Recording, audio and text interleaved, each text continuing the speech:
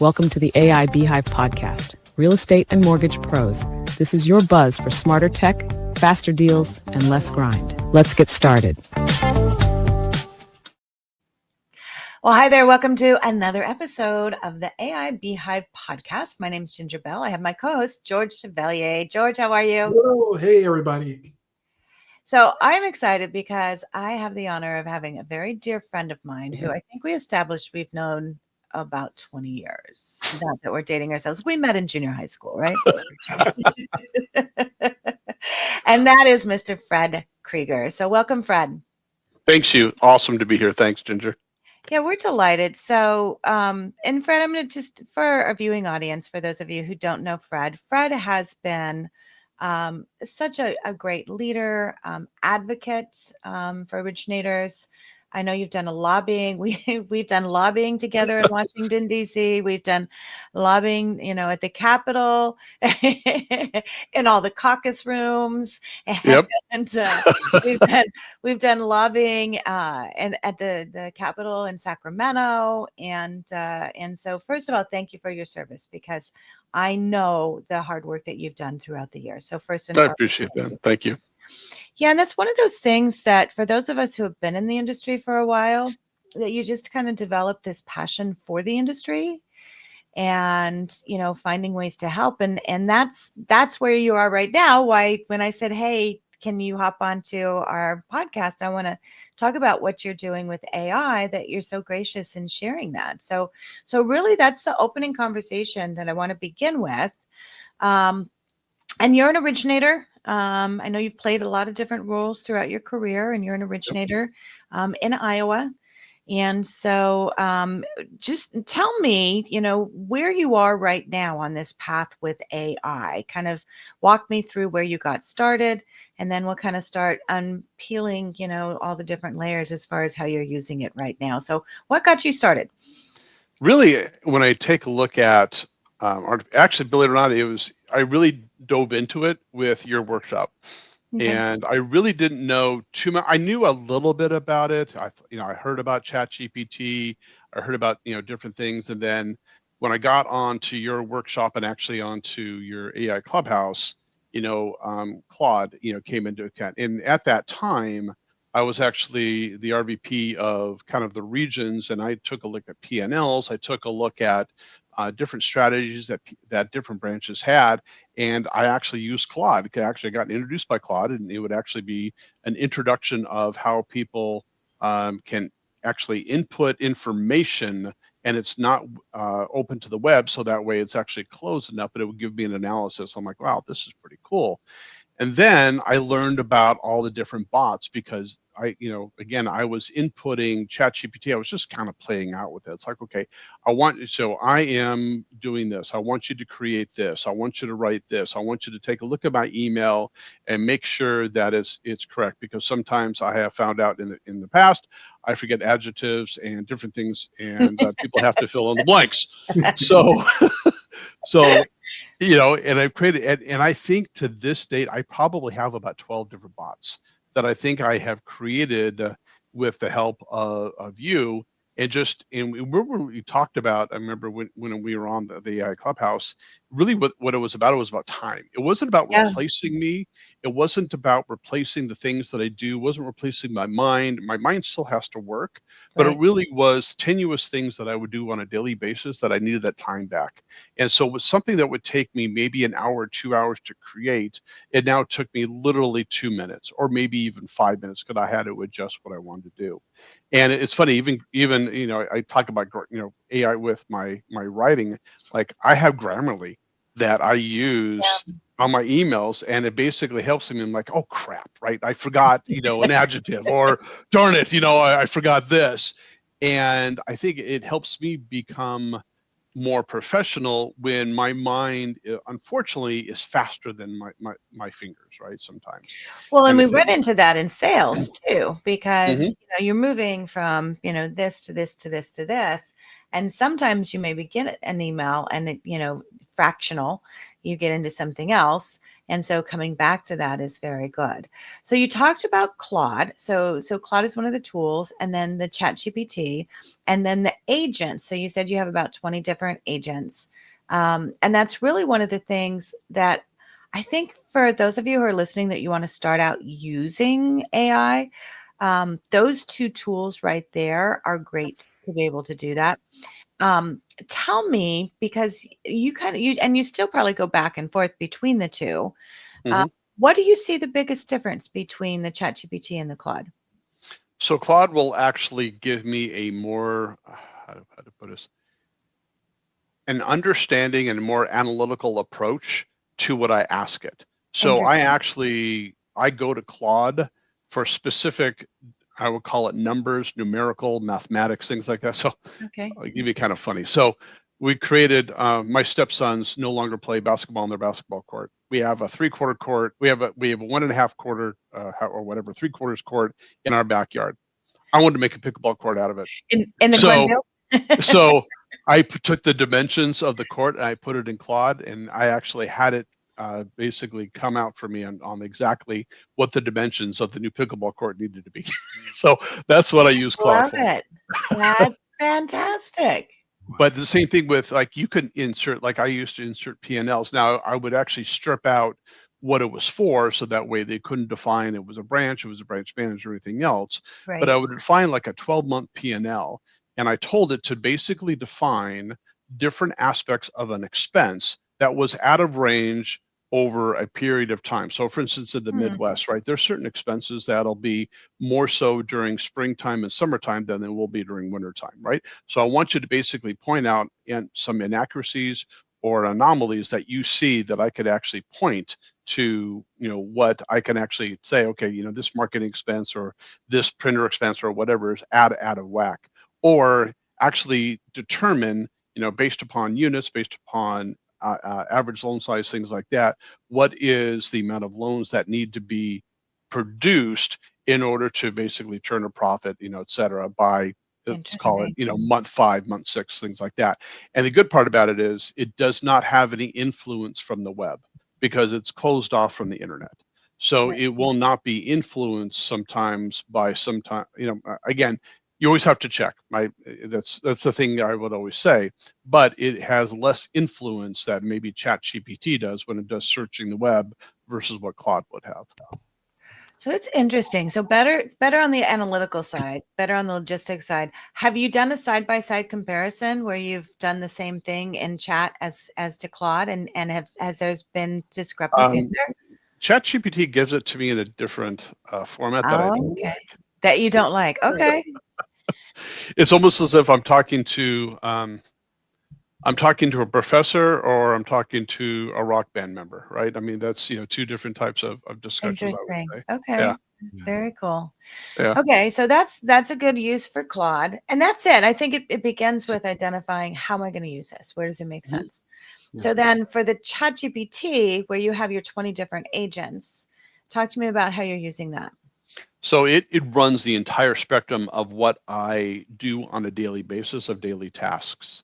Wow. So for instance, I'll go ahead and take a look at, so I'm actually also originating commercial mortgages. So I do commercial lending. So I have a bot in there that will actually give inputs into, purchase price, equity position, DSCR, and I'll actually have it search. I keep inputting it more and more data from more and more investors, and it'll actually give me the pros and cons of different investors that I could go ahead and go to, of what they want and because certain investors want a particular type of loan versus not, what's the equity position, what's the DSCR.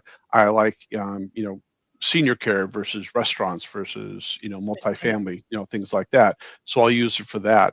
And then what I will do is then, I basically scour, news stories on a daily basis, and that would actually go towards investors. So what I do is actually I take the snippet of the news I read, I'll go ahead and actually have it create LinkedIn, Facebook, Instagram, and a Twitter post, and then Wow.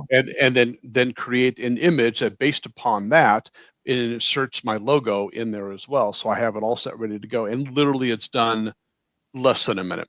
Wow. Actually, what takes the longest is the image, Wow. right? That's incredible. And that's the biggest thing. And then I go ahead and then I do my postings that way. Have you Wow. And connected your social media yet? Have you done that? Yeah, it's all my social media under. You'll actually see it on there. So So under you've global. connected, so it'll automatically post it onto your No, site? it will not post. I'm Not scared done about that. that part. Okay, Almost so like you haven't done the you're, Zapier connection yet. no, it's almost like the old Hootsuite, but Yeah, yeah, remember yeah. I used to use Hootsuite all the time, and I'm Yeah, kind of nervous about that because because I don't necessarily always like what it creates because I add sometimes my own um, basically verbiage in there, but mm, it has learned. So I'll even ask it by even certain questions. It's like, okay, knowing who I am as Fred Kreger, please respond to the following post.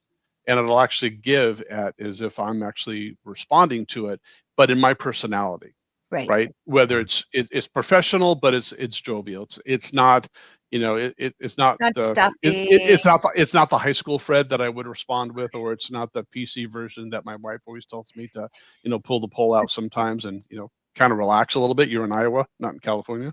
Um, Now, Fred, I think a lot of originators are wondering, where do I even get started? Because it sounds like you've got a lot going on. Where would they get started at? I mean, I would say, Ginger, I'll go back to you. I mean, I learned everything from your seminars and basically learning that. If you can go back to basically, or even Chelsea, right? I think Chelsea actually offers some of the classes. I think as many times as you can get on a webinar that gives at least a little bit of a comfort level, I Yeah, think that is where you begin. yeah, And and ChatGPT actually offers different types of bots that are already created that you can add to that.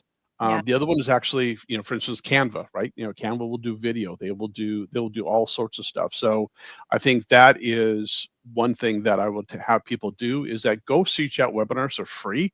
I know NAM has a bunch of I Yeah, we guess do. We do. tools We're as doing a well. lot. I would say go to the AI Beehive. Well, Has a and tool. I'll tell Those are you, resources. we actually so the 4-week workshop that you're talking about that I did is actually available on the NAM Hive. I put Okay, that good. in there. So if you're a member of the NAM Hive, namhive.com, you can go in there and I put that in there. And I do have my mastery course. So if you go to aimastery.com, that's a very comprehensive. I mean, that's everything to do with that. But There's a also lot too, of you resources taught. out there. Yeah, I mean, you taught us how to teach a realtor, right? I think that's the Yeah. other aspect of going into partnerships, whether it's a financial planner, Yep. CPA, or a realtor. And a lot of them will, a lot of the younger crowd are taking advantage of it, but I think some of the older crowd are very, very nervous about what Mhm. this AI does. And I Yeah. think, again, kind of going back to the conversation we had previously, is that, okay, is AI going to replace me? Yep. And it kind of mentioned before is that saw a great post by our friend John Hudson today saying no, Zillow basically will not tell you that the house had 80 cats in it when you went there, right? You need a professional person to go on there.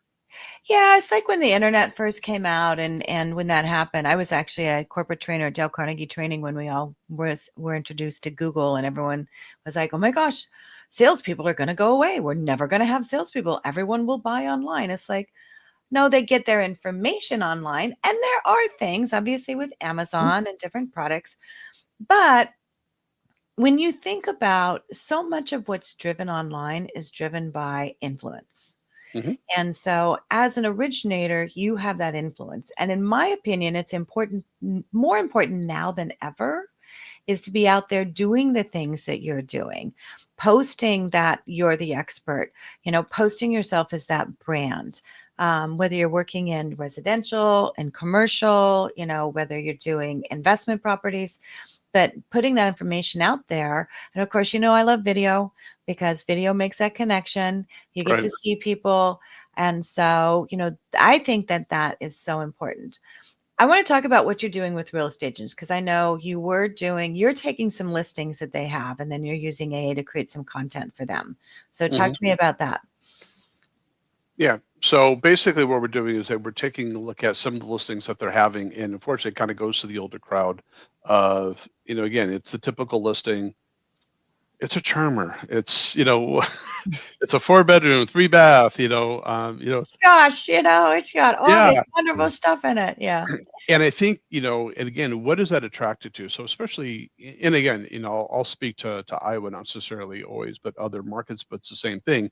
You have a starter home. You have it's basically a home that needs first-time home buyers, first-time family members, and how are they going to be attracted? What is the emotional trigger? So you can actually use AI, say, okay, go ahead and develop this listing towards 20-year-olds that have their first child. What is the most important thing to them about this listing that'll have emotionally attached to this house? And Mhm. basically write, a 2 or 3 sentence description that'll actually attract to it. So it's interesting because now I see, even some of the realtors in our area, they're even taking that beyond and actually now creating a storyboard. So they're actually creating that video Ah, that now they're creating that emotion, whether it's looking at a lemonade stand or looking and drinking a Modelo at the pool table. So, but I think that creating that emotional right yeah, attachment on the visual side. You could do the same attachment with basically the property description using AI, because again, it'll actually trigger and understand who they're trying to influence, versus somebody who's going into I will call it a 55 plus community, even though it's not a home. But again, what's the most important thing to them, right? They don't want to mow the lawn, you know. They right. don't want, there's certain things that they don't want. So what is going to attract us? So that's why using AI as opposed to sometimes, um, again, it's a time factor. It's like, Right. how am I going to describe a listing in 30 seconds versus 30 minutes? For any real estate pros listening out there, this is really a great reminder that AI isn't just about loan docs or rate sheets. It's about a lot more. I mean, you could use it in helping with comps, valuations, um, property summaries, all Mhm. sorts of things. Yeah. And I think that's, again, number one thing is just time, but I think everybody is somewhat scared to jump into it because, a couple things. One is that they're going to make a mistake and they're going to use the information incorrectly, which again, you always have to fact check no matter what source you use. Right. Mhm. And two, I think you think, well, AI is going to replace me, so I don't want to have it, in my life, type of situation, which it's not. I mean, just like Google, just like the fax machine, like anything else that Yeah. evolves, right? Yeah. It's not going to replace us. It just gives us more time to do what we need to do, which is actually create the relationship. Right. Right. So with that in mind, because I know throughout your career you've worn many hats. So we've talked a lot about how to use the tools like ChatGPT and Claude and streamline some of your marketing. I love the data analysis as far as, looking for trends and finding in your financial reports. Where do you see as far as organizations and specifically Mhm. the mortgage industry, where do you see them benefiting the most over the next couple years to really say, okay, we need to look at adding this AI in this capacity in our business? I truly see that over the next 5 years, it goes back to the old Moore's law, which basically said every 5 years, right, the computing capacity doubles. Well, we completely threw out Moore's law. We're now in Um, quadrupling every 6 months in terms of what the capacity is, right? You have different states and different companies, investing in all these data centers. I mean, we have it down south in Des Moines where we're having these huge data centers that are coming on board. They just need water. Um, but what we're seeing, and I truly do believe this is the evolution, is that AI is going to be reduced in companies, for instance, to be closed off. It'll house information. It'll be a repository of information and basically give everybody within the company that information. Now, I think the same thing is, associations like NAM or something like that they could create their own AI tool in order to help individual mortgage brokers or loan originators hmm, that's basically encapsulating in terms of what they need to understand. So for instance, right, you have an AI tool and that basically has, this is called 62 wholesale lenders that are out there. Who likes what do they like? So instead of basically getting the old rate sheets that we would see, okay, I'll date myself. Yeah, it's fax it and we put it on a big sheet. yeah, But right, and you look at the different pricing models, you have Alton Blue and all that stuff, but what types of companies have more of an appetite for this versus that? Same yeah, thing with the MI companies. Now you Mm. have 7 MI companies out there. Different MI companies, they may have different rates, but what are they are going to basically be attracted to more so than yeah. not? And I What do think they have that's an appetite for? Right, and I think that is where mortgage brokers would be able to have that access much quicker than anything else. And again, the first person I always think of is my buddy Andy up in Oregon. Is Yeah. that, okay, Andy? If you were to have this tool, are you going to be able to trust it enough? Because I know you have your favorites, but again, I always look at him is that the quintessential person of who that would take advantage of. Because again, you have 25 agents and you're a true mortgage broker. You're not a correspondent. You're not an IMB or anything else. But you need to basically scour all the wholesale relationships that you have in terms of who basically places a loan, with their client for their, again, what's the best, for their client that is going to be approved, as opposed to going to a wholesaler, getting it turned down, or going to a wholesaler and jumping through hoops versus this wholesaler that you necessarily have to jump as many hoops through. So that's where I see the evolution of a lot of this AI in the origination business, because we use it now for, going into, basically, I would call it, underwriting, right? In other words, that this type of loan, this investor will take this. I'm going to need this, a no score USDA loan, right? We'll be able to need this, as opposed to me scouring through, 400 pages. It'll automatically give me the snippet already. So, yeah. And it's saving a lot of time on that. So you bring up an interesting concept, and thank you for that, about, where you can use it. And you brought a name, Andy Harris, who's in Oregon. I'm in Oregon. Andy was our president for many years. And I know Andy served a lot on ethics, and that's something. So let's talk ethics and AI. What does Fred think? Well, I think we came up, we discussed that, AI is going to replace all these jobs, but AI doesn't have a number of things. It doesn't have empathy, and it doesn't have a sense of ethics. And I think those are the two things that, as a human being, we will always have when we're dealing with clients. And I think that's the two most important things that people really, really, really need to, feel comfortable about, of why they will never be replaced, are those two things. That's a great point. That's a great point. Well, and you look at, at underwriting, for example, and reading documents, that objectivity, it can bring that, right? To where it's just looking at the numbers, like you said, what you did with Claude. It's like looking at the numbers. But then those other areas of the ethics and the empathy, which is so important. It definitely doesn't have that. And the other thing I think it's important too, it does make mistakes. So just because we're getting really good results doesn't mean it's great. The other day, it kept, for some reason, it was a day off and it states I was working on some things, on some webinars I was doing. And it, I had the date in there and it was supposed to be Wednesday and it kept putting in Tuesday. And it's like, what year are you on? Where are you even getting this from? And that happens. So you have to check it. So that's the checkpoint with your ethics. A couple things too, to remember what you're loading in there is public. And so the fact that you redacted that information and held back certain information is important to remember.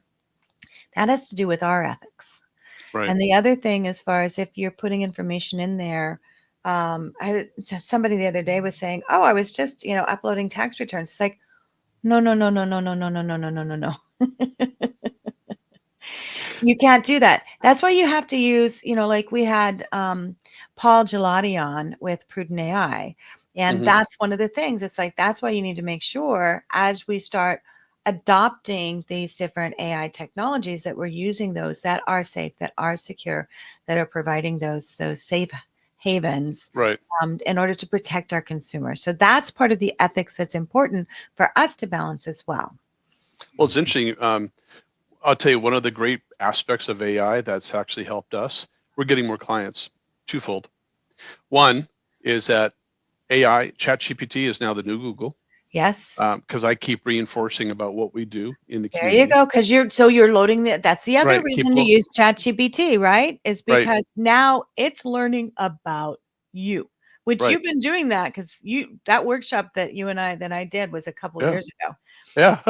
That was so long ago. I know. And the second thing is, people want to meet us in person. And actually, we have people coming to our offices because they are not trusting the people who are either Oh, talking to on the phone, like you yeah. had with Carl White, or two, the email correspondence is actually artificial intelligence.